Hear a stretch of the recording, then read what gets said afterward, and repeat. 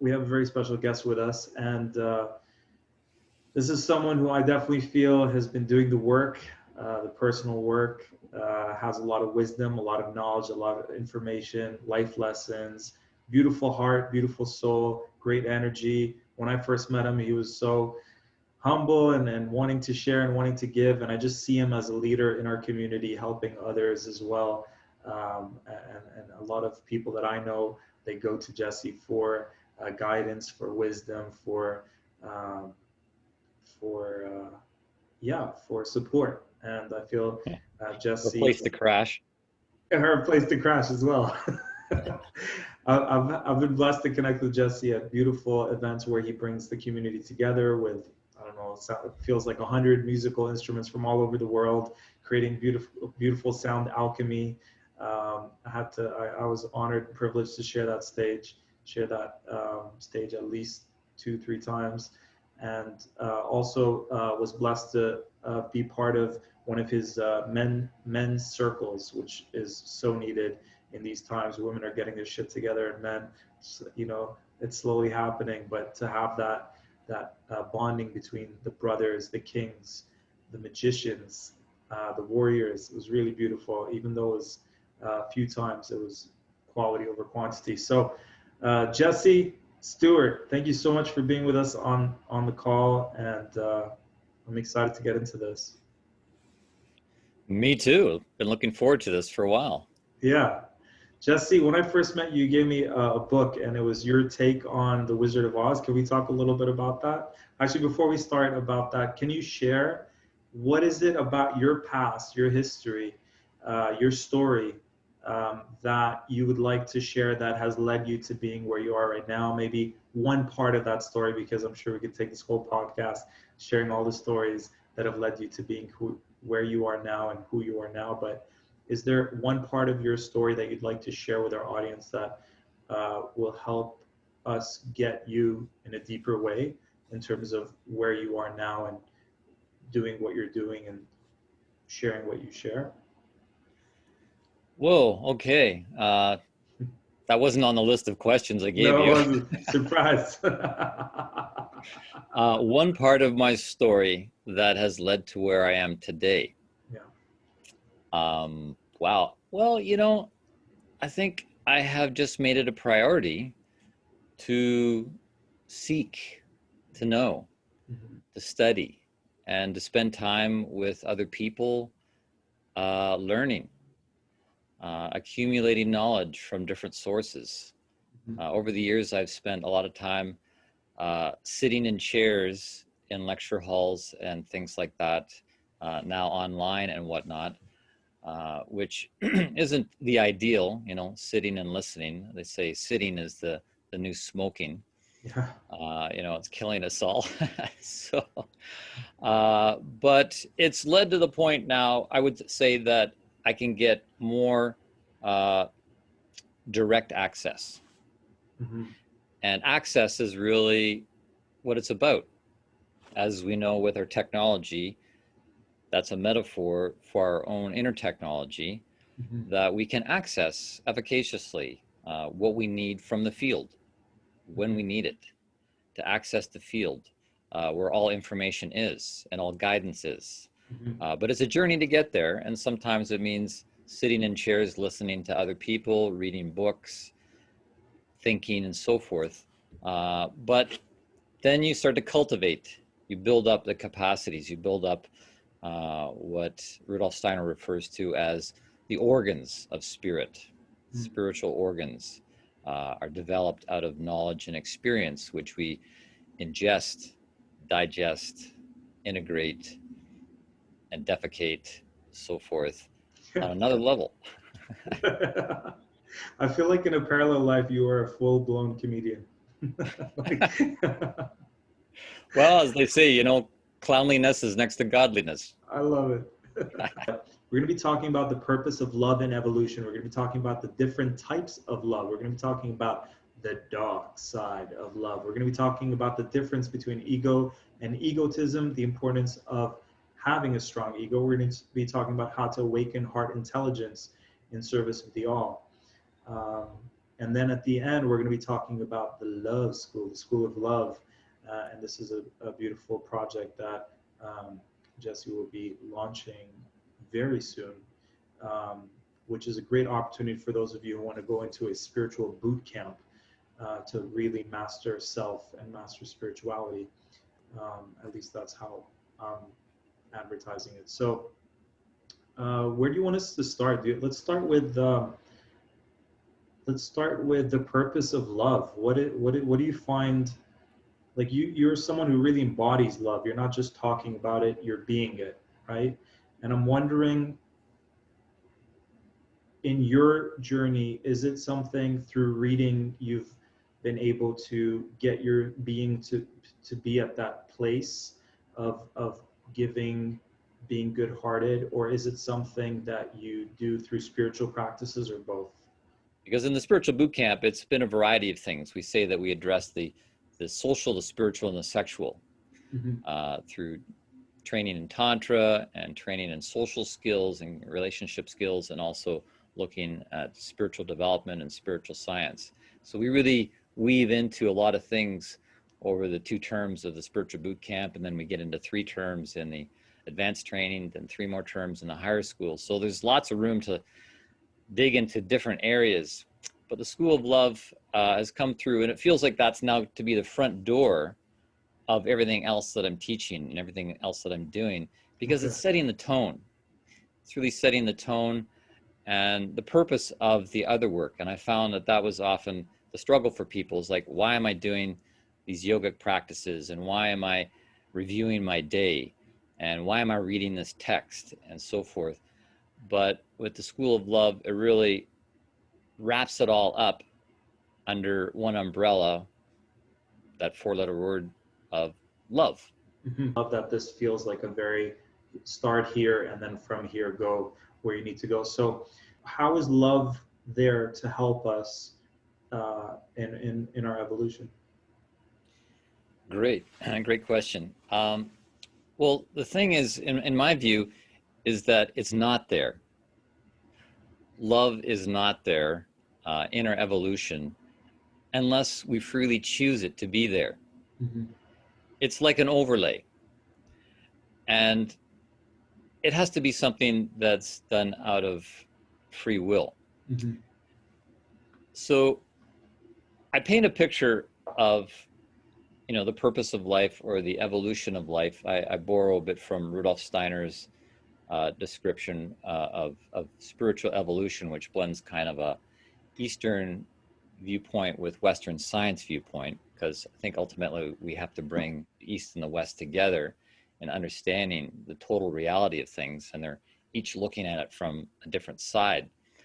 But bringing it together, we can see how, we are in a world of form, a world that embodies things, a crystallized form.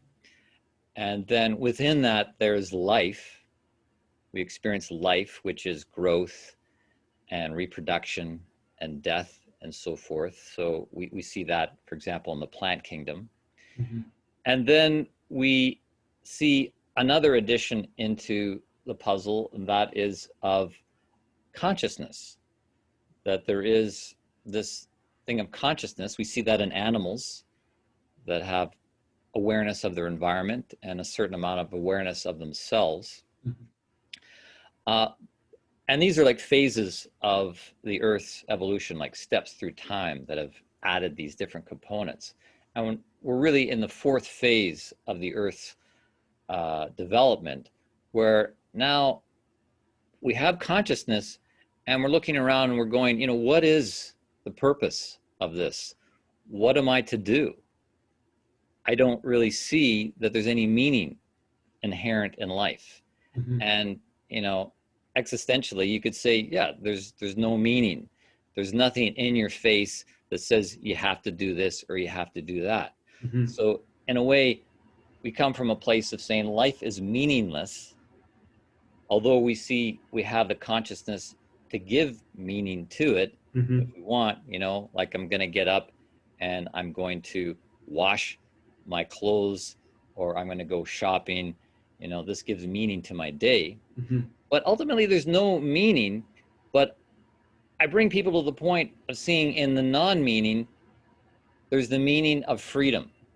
Mm-hmm. We have freedom to have no meaning Mm-hmm. or to assign meaning. So the Mm-hmm. only meaning is freedom. And the only purpose really is to be a free being. Mm-hmm. And so in this fourth phase of the Earth's evolution, we're really now, out of freedom, trying to add to the qualities of life, of which love is the major component. Jesse, I feel like what you just shared, like I'm tapping into the collective, and I could feel that's like the number one question like every being has ever asked. And I feel like you just casually answered that question for the collective in all time. So yeah, I just want to appreciate it and really let it sink in, because I love how you said that. And if it's okay, I'd like to just say it back is, um, because I feel like sometimes it's like, yes, I have a purpose. We have purpose here. We're here for a reason. And then sometimes it's like, what's the point? This is all an illusion. This is all a matrix reality. And then I love how you bridge those two, where you're like, it's kind of like outside of both of those is this consciousness and awareness, and the ability to remember that freedom is the ultimate game. And then from that place of I'm a free sovereign soul, I can choose to play this game and create purpose. Um, and then, or I can choose not to do anything. And both of those are okay, because it's about honoring our freedom to do what we choose, right? The free will. Right. Beautiful. Yeah. Okay. Yeah. And that's ultimately what it's all about, in this place of creation, this creatrix of things, uh, is to come to a place of freedom. Because again, just like there's not love, the default is not love, the default is not free. Mm. Matter of fact, the default is more fear. And we see that, it's exacerbated in conditions like this with, the confusion around COVID and whatnot. There's a lot of fear that can shut us down. Mm-hmm. So how to move from a place of fear to freedom. And in my teaching, I like to reference different sources from the past, religious texts and philosophical ideas and whatnot. So one of the main texts I like to refer to is from one of the epistles, the Epistle of John, who says that perfect love casts out fear. Mm-hmm. Perfect love casts out fear. So he ties love into overcoming fear. Mm-hmm. And, you know, what is perfect love? That's something we unpack in the School of Love. Uh, it's not perfectionism. Perfectionism is an ism, and it's really kind of a disease. We're not Mm-hmm. looking at perfectionism. We're looking at perfecting something, or really the purifying of something. So I conflate those two words together, perfection and purifying, and I come up with purification. Perfection. We want to perfect our love, and then that is going to relieve us from fear. When we're loving in a perfect way, that's the way out of this default of fear and default of no love. Like the two work together, perfect geometry. Mm-hmm. So the different kinds of love. I love that we broke down this perfect love that, maybe we were taught Jesus is this pure love, and Buddha's pure love, and we're all trying to aspire to being these like perfect beings. And I love that we can just let that go because it's never going to happen maybe. And then this subtle twist of being perfect, because we can purify ourselves, we can cleanse and purify our being. Um, today I was on a group with a bunch of people who were talking about what are all the things in our past where we've done wrong, where we've been out of integrity. And it was so nice to see a whole bunch of good-hearted people realize that there's so many things they've done where they weren't in integrity, and how we can right those wrongs and kind of clear those karmas or reach out to those people. And it's never too late to kind of get closure in those experiences. But yeah, so what are the different kinds of love? Yeah, and righting those wrongs, just to go lateral here a little bit for a moment, righting those wrongs actually becomes the stepping stones in the perfecting of our being Okay. and overcoming the things in ourselves, because that's the default. That's why we're here, is to work upon ourselves, to evolve our being, and potentially to evolve our capacity for love or not. Yeah. We have that free will. Yeah.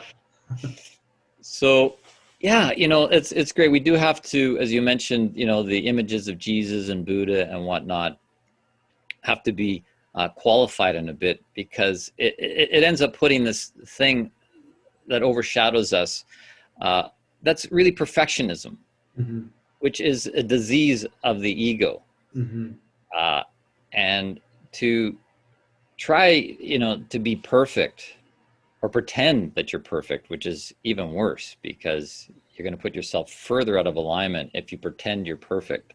Mm-hmm. Just doesn't cut it. So we really have to be honest and sincere on the journey towards this. And I mean, obviously, we've come into this physical world to experience many different kinds of love, Mm-hmm. from the physical to the spiritual and everything in between. The family love, the brotherly love, sisterly love, loving the earth, loving your pets. There's different words for love in different languages. And so there's a lot of variety. There's a lot of stuff on the buffet Mm-hmm. to experience.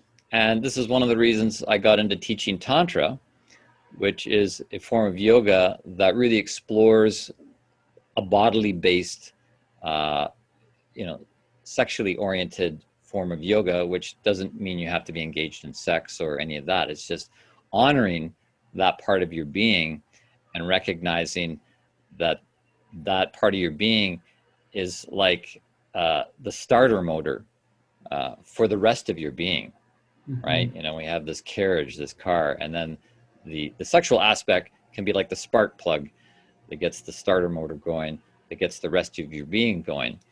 So, we're not approaching it in this puritanical sense that, the body is evil and tainted and whatnot, but that we came into a body to work with it, and in some ways to gain mastery over it, Mm-hmm. not through suppression. Suppression and repression backfire. Yeah. So, but how to approach sexuality with a more perfect form of love, Mm-hmm. like how to freely bring love into everything that we do, whether it's in the kitchen or the bedroom. Mm-hmm. How can we do it better? And ultimately, this is what evolves us as a being. So, I can't enumerate all the different forms of love right here at this moment. There's as I said, Eros is in Greek. Eros is one of them. eros, philos, Eros, agape, agape. so forth, that all address different parts of our being. And, on this journey, this creatrix journey to wholeness, we have to bring our whole being into motion. So, like, I like to say that, if we're going to uh, be in love, we have to have our whole being in love. Mm-hmm. So, all parts of us. And this is Mm-hmm. what happens, within certain religious streams or spiritual streams. We leave part of us outside of the door, and that's never going to work. We know that from Western psychology, which I'm trained in. I work as a psychotherapist with people, and often what I have to do is get the parts talking together again, rather than the splitting and fragmenting of the personality into different parts that got left back in childhood or in Yeah. teen years or in your past marriage or whatever. It's like, hey, we got to whistle that part back in here, integrate it into the whole. That's the only way you're going to move forward and get your whole being in love.